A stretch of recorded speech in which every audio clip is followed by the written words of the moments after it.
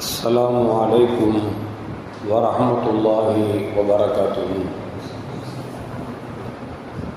الحمد لله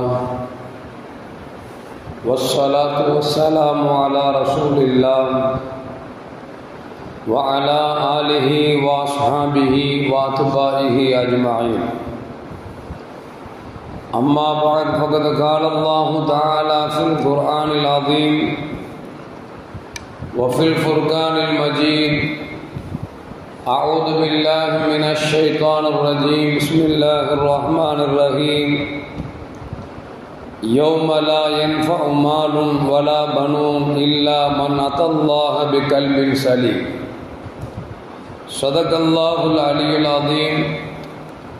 قال نبينا محمد رسول الله صلى الله عليه وسلم: إن في الجسد مضغة إذا صلحت صلحت الجسد كله وإذا فسدت الجسد كله ألا وهي القلب، أو كما قال عليه الصلاة والسلام.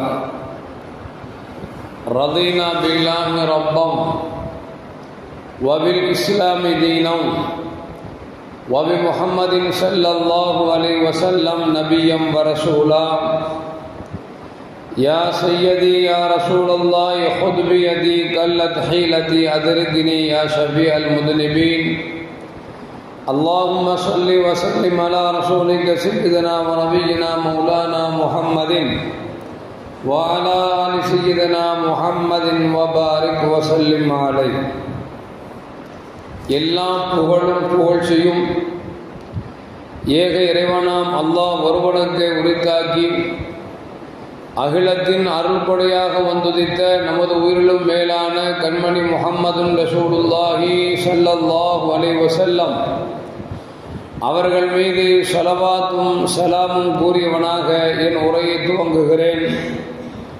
எல்லாம் வல்ல அல்லாஹு ஜல்ல ஜலாலுஹு நம்மை இந்த உலகத்தில் வாழ வைக்கும் காலமெல்லாம் உடல் ஆரோக்கியத்தோடு அல்லாஹ் நம்மை வாழச் செய்வானாக.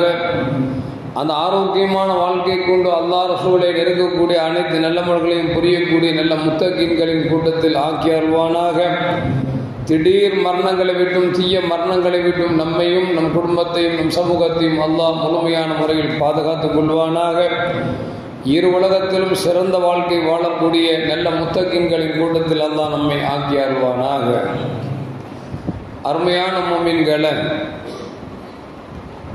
இன்று நாம் எடுத்துக்கொண்ட தலைப்பு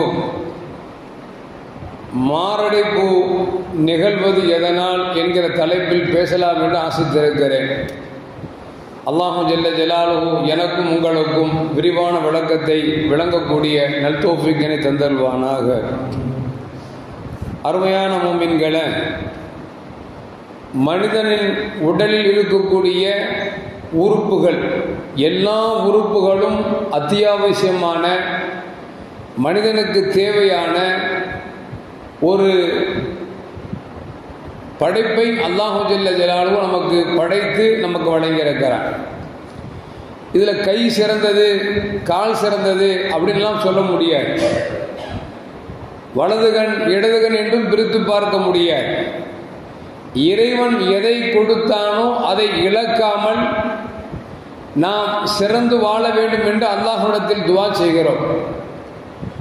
உடல் உறுப்புகள் இருந்து பிறகு இழக்கிறார்களே, அவரிடத்தில் போய் கேட்டால்தான் தெரியும் அதன் வேதனை என்னவென்று.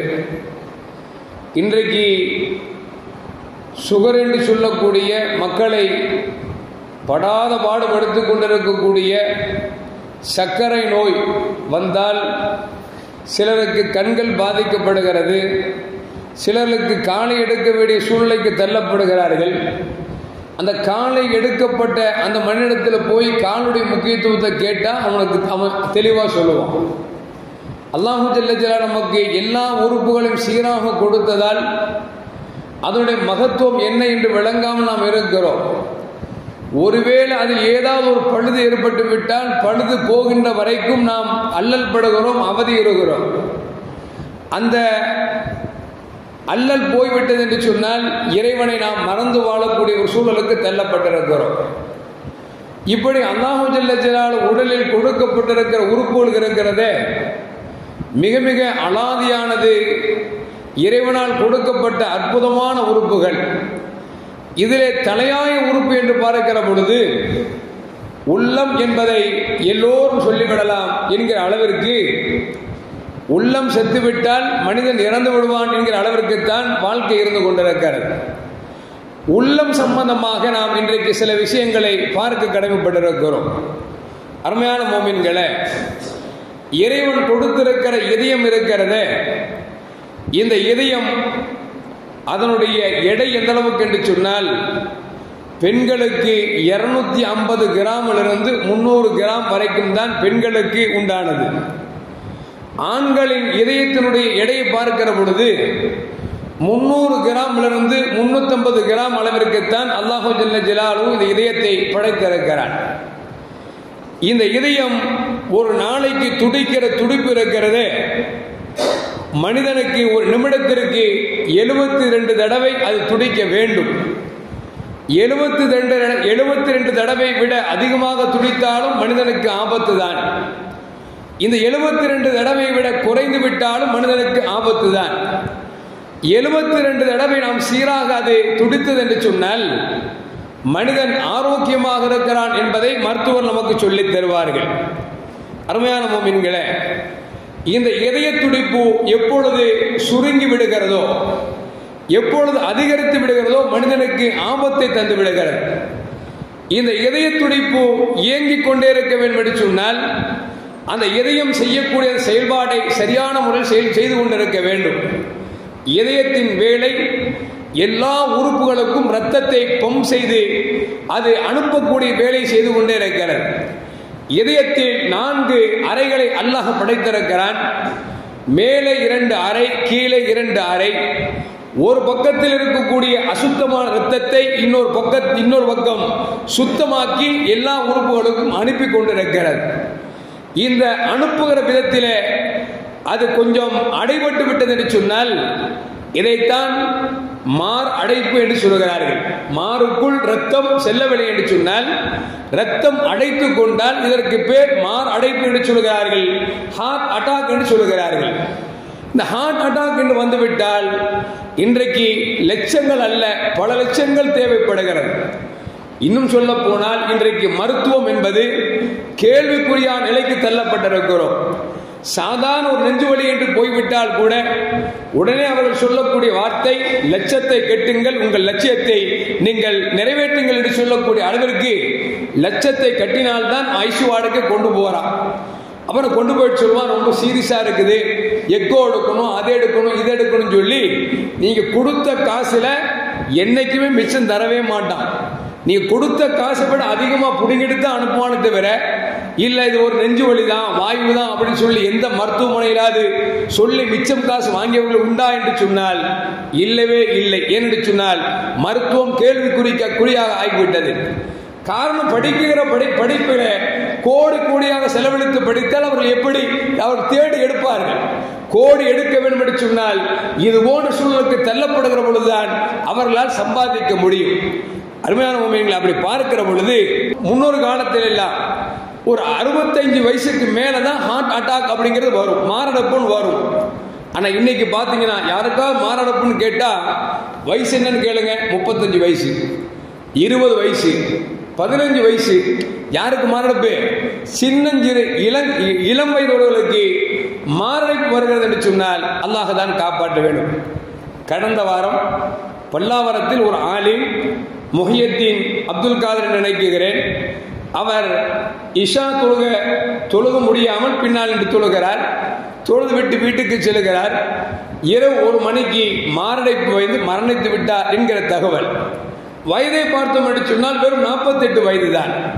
இப்படி பல இடங்களில் 40-48 வயதுக்குள்ளாக மாரடைப்பு வருவதற்கு என்ன காரணம் என்பதை நாம் அலசி ஆராய்வதற்கு நாம் கடமைப்பட்டிருக்கிறோம்.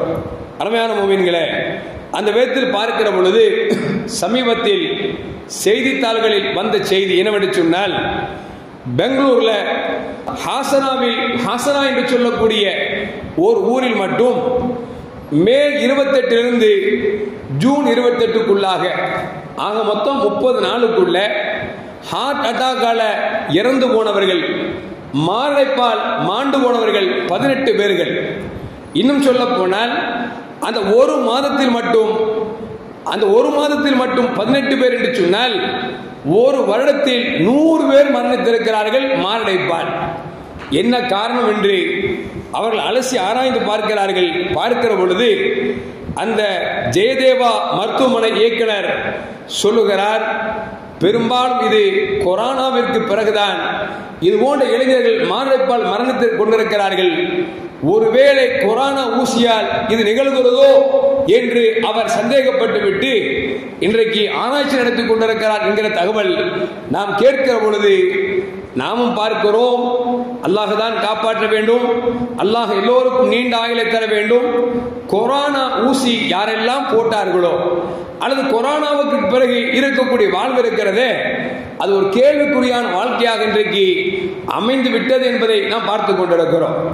அருமையான மக்களே, அப்படி பார்க்கிற பொழுது இன்றைக்கு மாரடைப்பு அதிகமாக வந்து கொண்டிருக்கிறது.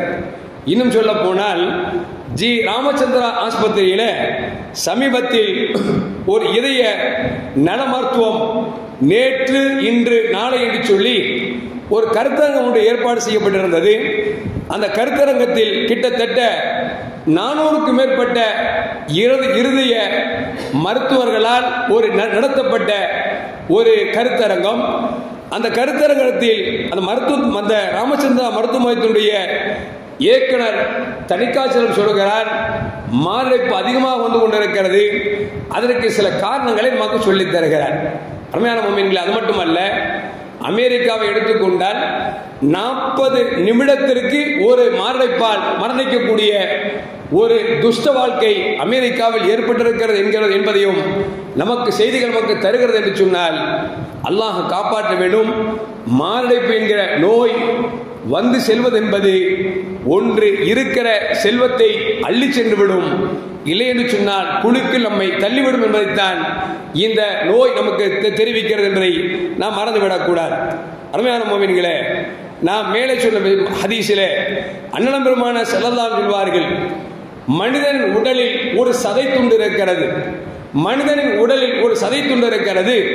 அந்த சதை துண்டு சீர்பட்டு விட்டால் எல்லாம் சீர்பட்டு விடும், அது கெட்டுவிட்டால் எல்லாம் கெட்டுவிடும் என்று சொல்லி கண்மணி முஹம்மது ரசூலுல்லாஹி ஸல்லல்லாஹு அலைஹி வஸல்லம் சொன்னார்களே, சொல்லிவிட்டு சொல்கிறார்கள், அலா வஹியல் கல்ப், அதுதான் உள்ளம், இதயம் என்றார்கள் பெருமானார் ஸல்லல்லாஹு அலைஹி வஸல்லம்.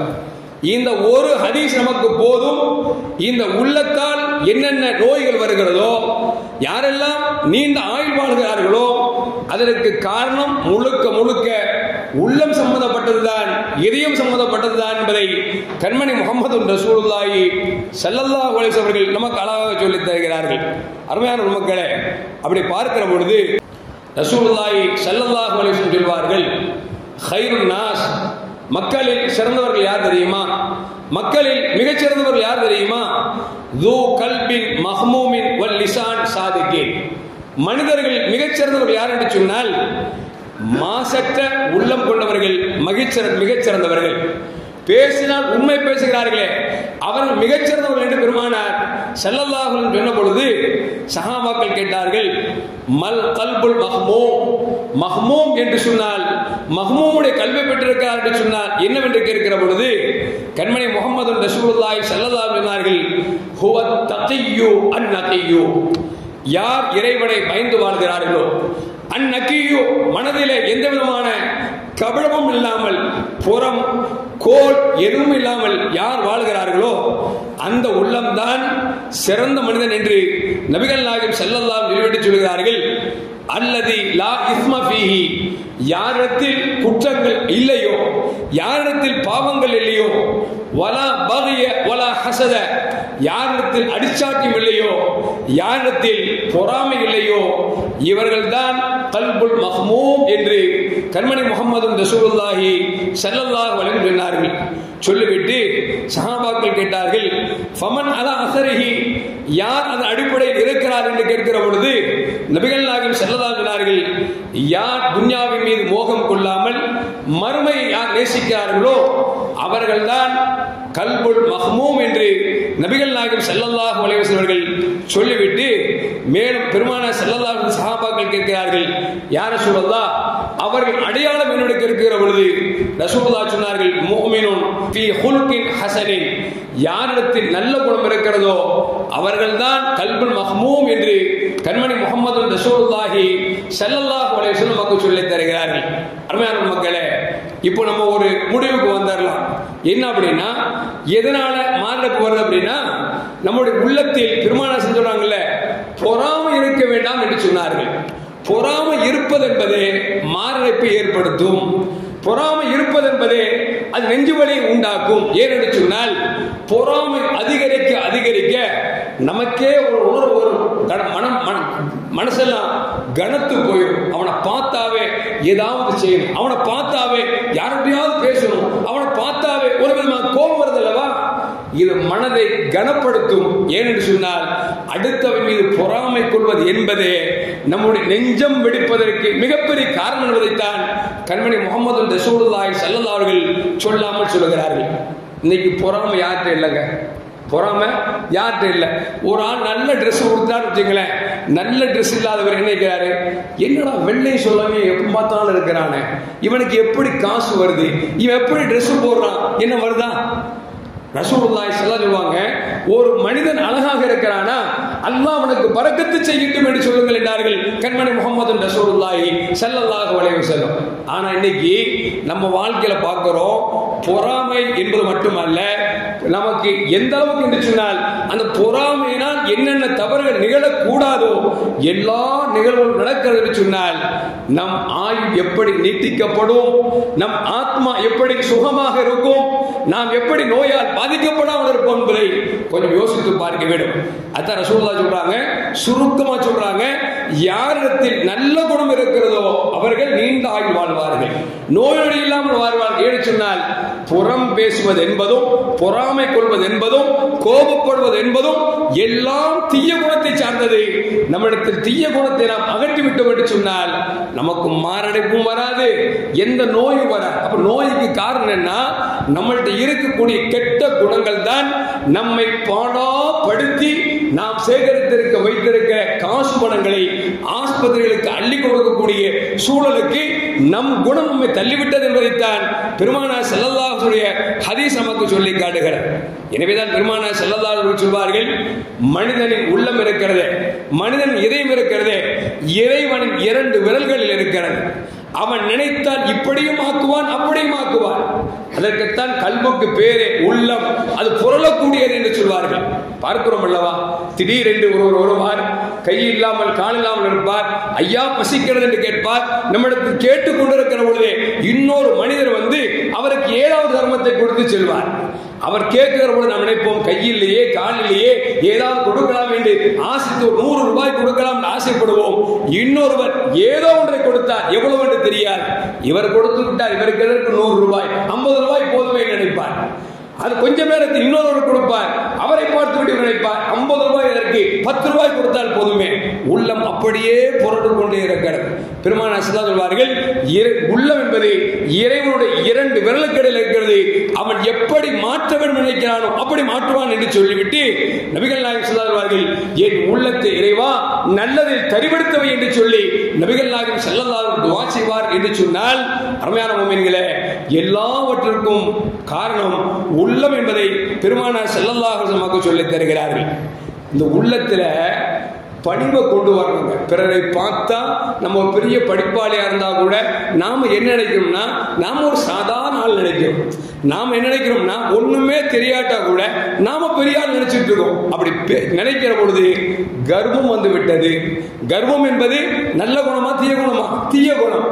தீய குணம் எப்பொழுது வருகிறதோ அப்பொழுது உள்ளம் கடினம் பெற்றுவிடும். கடினம் பெற்றுவிட்டால் உள்ளம் தாங்காமல் ஒரு நாள் வெடித்து விடும். அருமையான மக்களே, பெருமானார் ஸல்லல்லாஹு அலைஹி வஸல்லம் அபூபக்கர் சித்திக் ரலியல்லாஹு தஆலா அன்ஹு வந்து சொல்றாங்க, யா ரசூலுல்லாஹ், என் தந்தை இஸ்லாத்தை ஏற்றுக்கொள்ளாமல் இருப்பது எனக்கு வேதனை அளிக்கிறது என்று சொன்ன பொழுது நபிகள் நாயகம் ஸல்லல்லாஹு அலைஹி சொன்னாங்க, உங்க வாப்பா இஸ்லாத்துக்கு வருவாங்க அப்படின்னு சொல்லிட்டாங்க. சொன்ன பிறகு ஒரு நாள் அபூ குஹாஃபா, அபூபக்கர் நாயகத்துடைய தந்தை அபூ குஹாஃபா ரலியல்லாஹு தஆலா அவர்கள் இஸ்லாத்தை ஏற்றுக்கொள்வதற்காக தன் மகனுக்கு சொல்கிறார்கள், மகனே, நான் இஸ்லாத்தை புரிந்து கொண்டேன், நான் உண்மையான மார்க்கத்தை ஏற்கப் போகிறேன் என்று சொன்ன பொழுது அபூபக்கர் சித்திக் ரலியல்லாஹு தஆலா அவர்கள் தன் தந்தை, நடக்க முடியாத தந்தையை பெருமானார் ஸல்லல்லாஹு அலைஹி இருக்கக்கூடிய இருப்பிடத்திற்கு அழைத்துக் கொண்டு வருகிறார்கள். இதை பார்த்து பெருமானார் ஸல்லல்லாஹு கேட்டாங்க, என்ன விஷயம் அப்படின்னாங்க. யார் சொல்லலாம், என் தந்தை இஸ்லாமாகி விட்டார், எனவே உங்கள் கருத்தில் இஸ்லாமாக வேண்டும் சொல்லி அழைத்துக் கொண்டு வருகிறேன் என்று சொன்ன பொழுது ரசூலுல்லாஹ் சொன்னாங்க, ஏப்பா அவரை கூட்டு வர்றதுக்கு என்ன வீட்டுக்கு கூட்டு போயிருக்கலாம்ல. ரசூலுல்லாஹ் எவ்வளவு பெரிய ஆளு. ரசூலுல்லாஹ் நபிமார்களுக்கெல்லாம் தலைவர். அவர்கள் படைக்கப்படவில்லை என்று சொன்னால் உலகமே படைக்கப்பட்டிருக்காது.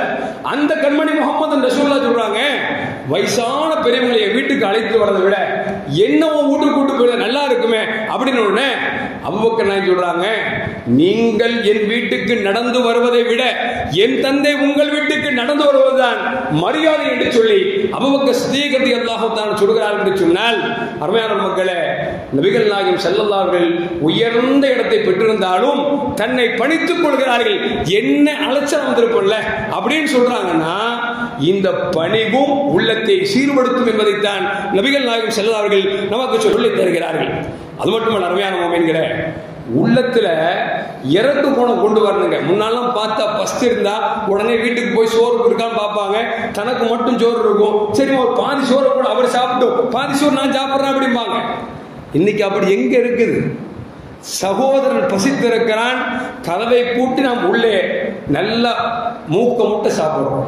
சகோதரன் கஷ்டப்படுகிறான், செல்வத்தை கொழித்து வைத்திருக்கிறான், கொடுப்பதற்கு இரக்கமான வரவதில்லை. பெருமானார் சொல்றாங்க, இந்த கடின சித்த உள்ளம் கூட உங்கள் உள்ளத்தை பாதிக்கும் என்றார்கள் நபிகள் நாயகம் ஸல்லல்லாஹு அலைஹி வஸல்லம். அன்ன ரஜுலன் ஷகாயில் நபி ஸல்லல்லாஹு அலைஹி வஸல்லம் ரசூலுல்லாஹ் வந்து ஒரு சஹாபி முறையிடுறார். என்னது அப்படின்னா, யார் சொல்லலாம், என் உள்ளம் கடினமாயிடுச்சு, யாரும் மீது இறக்கம் வர மாட்டுது அப்படின்னு சொன்ன உடனே நபிகள் நாயகம் ஸல்லல்லாஹு சொன்னாங்க, இம்சஹ் ரஅஸல் யதீம், யதீம் இருக்காங்கல்ல, அனாதை பிள்ளைகள், அவர்கள் தலையை தடவுங்கள் என்று சொன்னார்கள். எப்படி? அனாதையுடைய தலையை தடவுங்கள். வாத்தியமல் மிஸ்கீன், ஏழை மக்களுக்கு நீங்கள் புசிப்பதற்கு உணவை கொடுங்கள். அப்படி கொடுத்தால் உங்கள் உள்ளத்தில் ஈரம் வரும், இரக்கம் வரும் என்றார்கள் நபிகள் நாயகம் ஸல்லல்லாஹு அலைஹி வஸல்லம். அருமையான முஃமின்களே, உள்ளத்தில் ஈவு இரக்கம் வரும்பொழுதுதான் உள்ளத்தில் நோய் வராது. நமக்கு இன்னைக்கு எப்படி ஆகி போச்சுன்னா, ஒருத்தன் அடிப்பட்டு கிடந்தாலும் அப்படி போட்டோ எடுத்து அப்படி சீனை பார்த்து வீடியோ போடுறத தவிர அவனை காப்பாத்துறதுக்கு வழியே இல்லாம இருக்க. எப்படி மனுஷன் போயிட்டா அப்படின்னா, முன்னாலாம் கல்யாண மாப்பிள்ளையோட பொண்ணோட சேர்ந்து நிற்பாங்க, செல்ஃபி எடுப்பாங்க. இப்ப மையத்து கூட செல்ஃபி எடுக்கிறான், மையத்து கூட செல்ஃபி எடுத்து அனுப்புறான். அப்படின்னா மனுஷனுடைய மனசு எந்த அளவுக்கு கல்லாக போய்விட்டது என்பதை யோசிச்சு பார்க்கணும். இப்படி கல்லா போனா நாம எப்படிங்க நீண்ட ஆயுள் வாழ முடியும்? இப்போ 40 வயசுல நெஞ்சடிச்சியும் வெடிக்கத்தான் செய்யும், மாரடைப்பு வரத்தான் செய்யும். எதுக்கு சொல்ல வரேன்னா, ஸல்லல்லாஹு அலைஹி வஸல்லம் காலம் தொட்டு நம் முன்னோர்கள் காலம் வரைக்கும் எப்படி யதார்த்தமான வாழ்க்கையை வாழ்ந்தார்களோ, சொந்த பந்தத்தை அரவணைத்து வாழ்ந்தார்களோ, ஏழை மக்களுக்கு கொடுத்து வாழ்ந்தார்களோ, அந்த வாழ்க்கை இருந்தால்தான் நாம நினைக்கிற மாதிரி ரசூலுல்லாஹ் 63 வயசுல மூத்தா போனாங்க, அந்த 63 வரைக்காவது வாழலாம்னு யோசிக்கலாம். நம்மள்கிட்ட எதுவுமே இல்லைன்னா 40 கடக்கிறது கஷ்டம். அல்லாஹ் காப்பாற்றும். அருமையான மக்களே, அது மட்டுமல்ல, இது உள்ளத்திற்கு மருந்து என்ன சொன்னால், அதையும் பெருமானார் ஸல்லல்லாஹு அலைஹி சொல்றாங்க.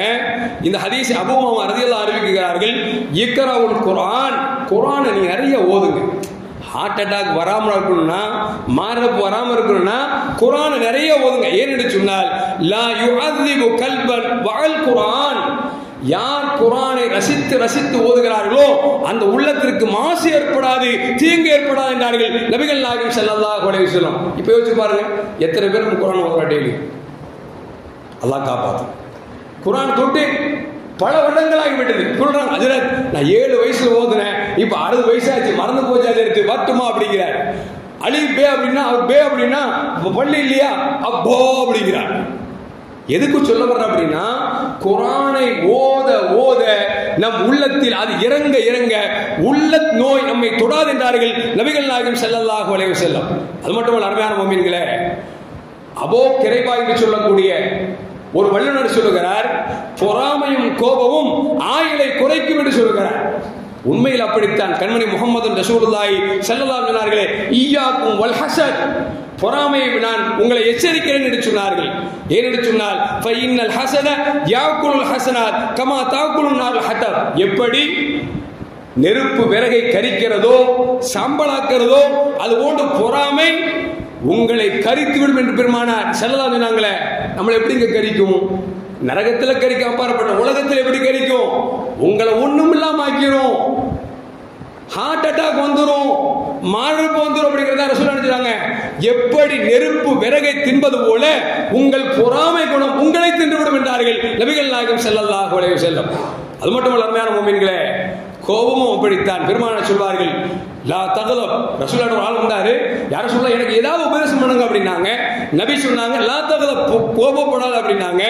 அவர் திரும்ப திரும்ப கேட்டார், யார சொல்லலாம் எனக்கு வேற ஏதாவது நீங்க உபதேசம் பண்ணுங்க.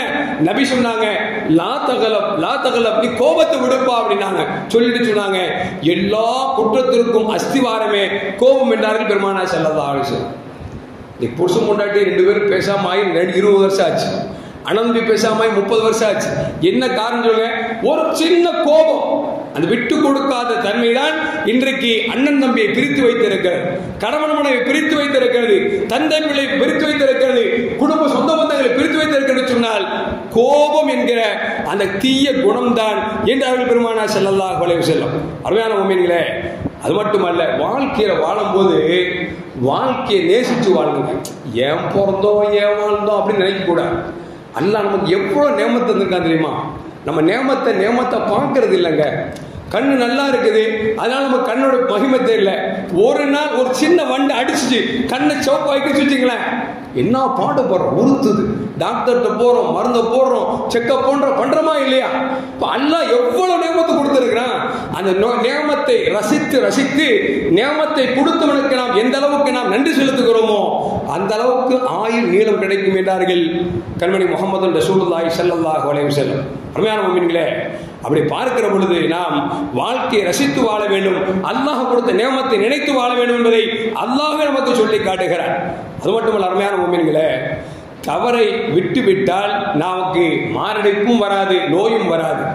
சாபித் இப்னு குர்ரா என்று சொல்லக்கூடிய ஒரு இறைநேச செல்வர் சொல்லுகிறார், மன் அராதல் ஆஃபியத்துல் கல், யாருக்கு உள்ளம் ஆரோக்கியமாக இருக்கணும் ஆசைப்படுகிறீர்களோ, எதையும் சரியாக இயங்க வேண்டும் ஆசைப்படுகிறீர்களோ, ஃபல் யுத்ரகுல் ஆசாம், குற்றத்தை விடுங்கள் என்று சொன்னார்கள். அது கெட்ட பார்வையாக இருந்தாலும் சரி, கெட்ட பேச்சாக இருந்தாலும் சரி, கெட்ட செயல்பாடாக இருந்தாலும் சரி, எதுவெல்லாம் மார்க்கம் தடுத்திருக்கிறதோ அந்த குற்றத்தை நீங்கள் விட்டுவிட்டாலே உங்கள் கல்பு சரியாகிவிடும் என்பதை நமக்கு சாபித் இப்னு குர்ரா என்று சொல்லக்கூடிய ஒரு அற்புதமான ஒரு இறைநேசர் நமக்கு சொல்லி காட்டுகிறார்கள்.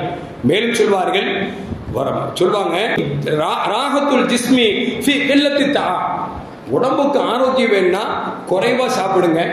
ராஹத்து ரூஹி, ரூஹுக்கு ராகத்து வேணும்னா நீங்கள் குற்றத்தை நீங்கள் குறைத்துக் கொள்ளுங்கள். ராஹத்து லிசான், நாவுக்கு ராகத்து வேணும் சொன்னால் குறைவாக பேசுங்கள். இந்த மூன்றும் இருந்தாலே நீங்கள் சிறந்து வாழ்வீர்கள் என்று சொல்லி சாபித் இப்னு குர்ரா ரஹ்மத்துல்லாஹி அவர்கள் நமக்கு சொல்லி காட்டுகிறார்கள். அதனால ரசூலுல்லாஹ் சொன்னாங்க, நீங்க பாவம் செஞ்சிட்டீங்க அப்படின்னா உள்ளம் என்கிற அந்த இதயத்தில் அல்லாஹ் ஒரு கரும்புள்ளியை வைக்கிறான்.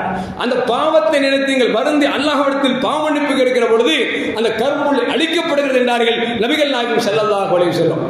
எப்பொழுது இஸ்திக்பார் நீங்கள் செய்யவில்லையோ, பாவ மன்னிப்பு தேடவில்லையோ, பாவத்தை வருந்தவில்லையோ, அப்பொழுது புள்ளிக்கு மேல் புள்ளி விடுகிற பொழுது அந்த இதயம் மாசடைந்து விடுகிறது, கருப்படைந்து விடுகிறது. எப்பொழுது இதயம் கருப்படைந்து விட்டதோ அப்பொழுது செத்து போய்விட்டது என்பதைத்தான் நபிகள் நாயகம் ஸல்லல்லாஹு அலைஹி வஸல்லம் நமக்கு சொல்லித் தரார். அதனாலதான் அருமையான மக்களை, நம்ம ஒரு குற்றம் செஞ்சுட்டோம் அப்படின்னா அல்லாஹ் 2 ரக்காத் தொழுது, அல்லாஹ் இந்த பாவத்தை செஞ்சுட்டேன், இந்த பாவத்தின் பக்கம் இருக்காம மாரி இந்த பாவத்தை விட்டு என்ன பாதுகாத்துன்னு சொல்லி நாம் அப்பப்போ செஞ்சுட்டு வச்சுங்களேன், மனசுல இருக்கிற பாரம் குறைந்து விடும். நாம என்ன செய்யறோம் அப்படின்னா தப்பை செஞ்சு மேலும் மேலும் செய்து கொண்டே இருக்கிறோம். அந்த தப்பை தவறாக நினைக்காமல் நாம் செய்தது சரிதான் என்று நினைக்குகிற பொழுது உள்ளம் பாரமாகி அந்த பாரத்தின் வெளிப்பாடாகத்தான் மாரடைப்பு வருகிறது என்பதை இன்றைக்கு வல்லுநர்கள் நமக்கு சொல்லி காட்டுகிறார்கள். அருமையான மக்களே, இப்படி பார்க்கிற பொழுது நாம் உள்ளம் சீரடைவது என்று சொன்னால் ஸல்லல்லாஹு அலைஹி வஸல்லம் எதை சொல்லி தந்தார்களோ அதை நாம் செய்ய வேண்டும் என்பதைத்தான் நபிகள் நாயகம் ஸல்லல்லாஹு அலைஹி வஸல்லம் நமக்கு சொல்லி தருகிறார்கள்.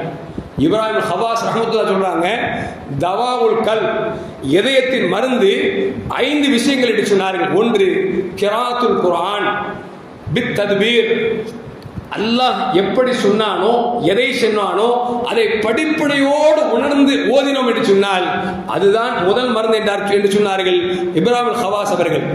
இரண்டாவது ஹலால் பத்தன், வைத்த முடிந்த வரைக்கும் காலியா போடுறது. மூணாவது கியாமுல் லைல், இரவில் நின்று தொழுவது. இந்த சஹருடைய நேரத்தில் நாம் அல்லாஹ்விடத்தில் நம்முடைய பணிவை வெளிப்படுத்துவது. மஜாலிஸ் சாலிஹீன், நல்லோர்களோடு அமர்ந்திருப்பது. இந்த ஐந்தும் தான் உள்ளத்தை சீர்படுத்தும் என்று சொல்லி இப்ராஹிம் ஹவாஸ் ரஹ்மத்துல்லாஹி அவர்கள் நமக்கு சொல்லித் தருகிறார்கள்.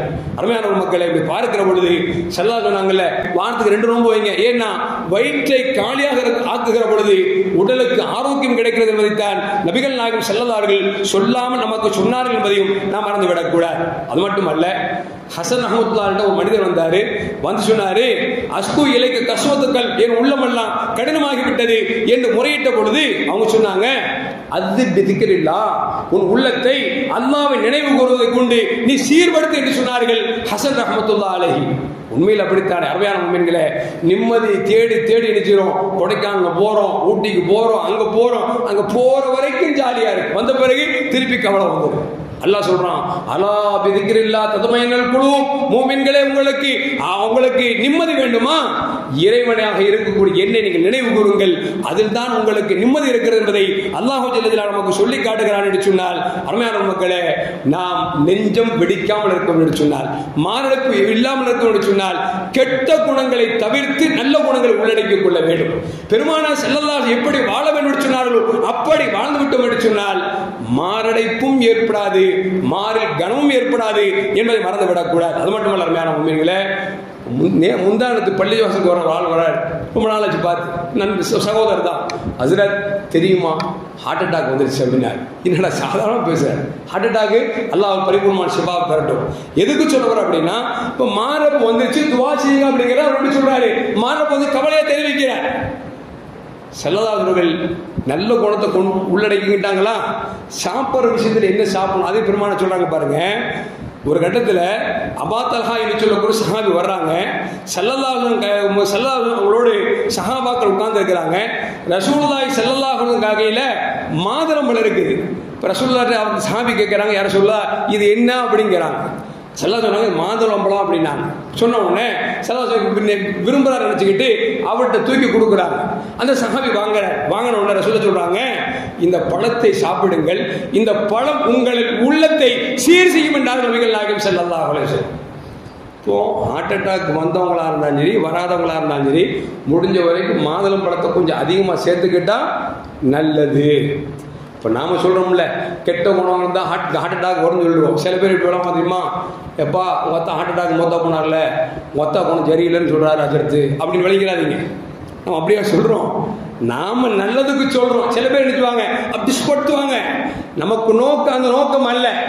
கெட்ட குணம் இருந்தால் ஹார்ட் அட்டாக் வருவதற்கு ரொம்ப வாய்ப்பு இருக்கிறது. அதுக்கு ஹார்ட் அட்டாக் மொத்தா போனால் கெட்டவன் சொல்ல முடியாது. விளங்குச்சா உங்களுக்கு? இன்னும் சொல்ல போனா என்ன நல்ல குணங்கள் வந்தாலும் கெட்ட குணங்கள் இருந்தாலும் மௌத்துங்கிற நிச்சயம் என்னைக்கா இருந்தாலும் நடக்கும். அப்படித்தானே? அது அல்லாஹ்வுடைய கையில் இருக்கு. நம்ம ரசூலுல்லாஹி ஸல்லல்லாஹு அலைஹி வஸல்லம் நீண்ட ஆயுள் வேணும் அப்படின்னா இந்த மாதிரி நடந்துக்குன்னு நமக்கு ரசூலுல்லாஹ் சொல்லியிருக்கிறாங்க. அது நம்ம சொல்லியிருக்கிறோமே தவிர இதை வைத்துக்கொண்டு ஹார்ட் அட்டாக்ல மௌத்தானவர்கள்லாம் அஜர் சொல்றாரு பாவி அவர்கிட்ட கெட்ட குணம் இருந்துச்சு அப்படின்னு எடுக்க வேண்டிய அவசியம் இல்லை. அல்லாஹ் ஜல்லல்லாஹு நமக்கெல்லாம் நீண்ட ஆயுள் தந்தருவானாக, வாழுகிற காலத்தில் ஆரோக்கியமான வாழ்க்கை தந்தருவானாக. அல்லாஹ் அல்லாஹ் குர்ஆன்ல சொல்வான்ல, நாளைக்கு மறுமை அல்லாஹ் சொல்வான், நாளைக்கு மறுமை எந்த சொத்து பத்தும் குழந்தைகள் உங்களுக்கு எந்த உதவியும் செய்யாது, யாரை தவிர இல்லா கல்பின் சலீம், யார் மன தூய்மையோடு வருகிறார்கள் அவரை தவிர என்று சொல்லி அல்லாஹ் குர்ஆன் நமக்கு சொல்லி தருவான். அல்லாஹ் ஜல்லல்லாஹு அப்படிப்பட்ட கல்புன் சலீமாக நம்ம உள்ளத்தை ஆக்கி அருள்வானாக. அஸ்ஸலாமு அலைக்கும் வரஹ்மத்துல்லாஹி வபரகாத்துஹு.